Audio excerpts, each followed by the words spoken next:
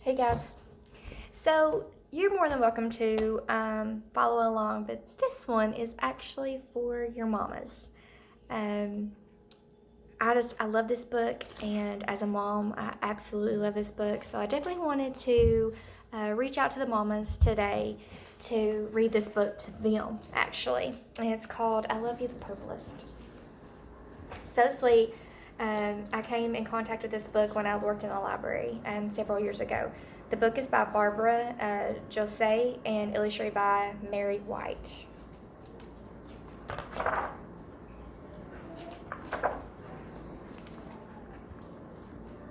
Early in the evening, the brothers and their mama finished supper in the sturdy red cabin and set out to fish.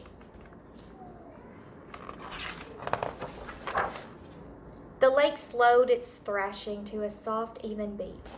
The mosquitoes dipped low to the water, and the water bugs skittered on top. The moon glowed on one side of the lake, while the sun shimmered on the other. This was the time when fishing was best. Max exploded from the cabin, twirling the shovel in front of him. Mama came next, and then Julian. Julian shut the cabin door tightly to keep it safe from burglars and bears.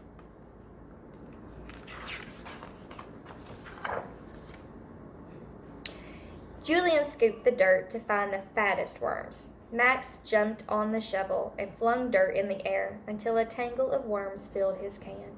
"Mama, who has the most worms?" he asked. Mama smiled. "Max, your can is full of the liveliest worms. And Julian, your can has the juiciest."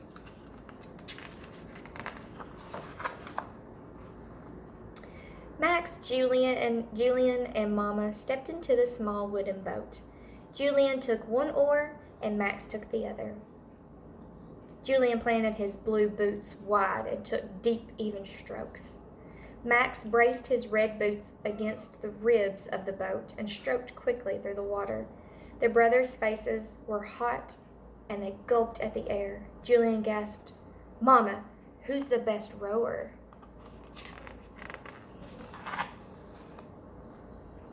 Mama's eyes grew soft. "Why, Julian, you took the deepest strokes, and Max, your strokes were the fastest." The three fished until the stars sprinkled the sky and water turned dark as night. In the end, Mama caught one fish, Julian caught one fish, and Max caught three.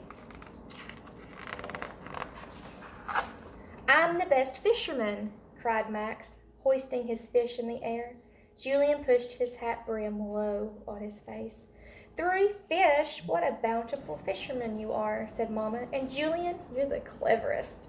Your fish hid in the weeds, but you waited. When your bobber jerked in the water, you kept your pole high and you reeled in a fine, fat fish." When the fishing and the baths and the stories were done, Mama tucked the brothers into bed. Julian slept in the top bunk, and she reached up to kiss him goodnight. "Mama," whispered Julian. His hands formed in a tunnel around her ear. "Who do you love the best?" Mama thought for a minute, and then she whispered, "Why, Julian, I love you the bluest. I love you the color of a dragonfly at the tip of its wings.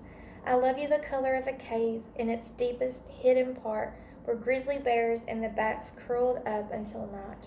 The mist of a mountain, the splash of a waterfall, the hush of a whisper." The breath in Julian's chest grew and grew and grew until he couldn't hold it in any longer, and then it came out in a long, velvety sigh.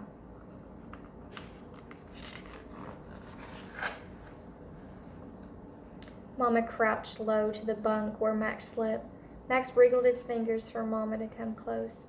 He whispered, "Mama, who do you love the best?"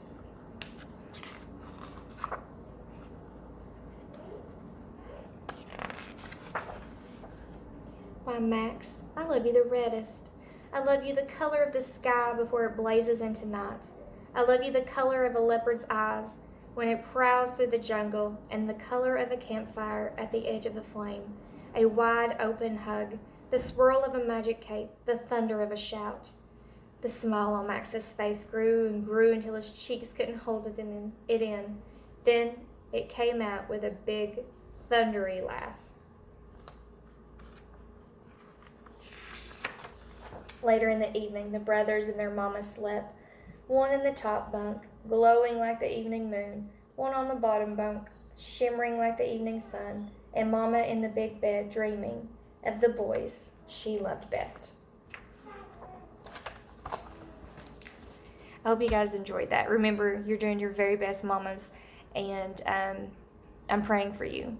This is a hard time with our kids, and it's challenging, and at the end of the day, know that you're doing the best that you can, and you love your babies, no matter what. Bye, guys.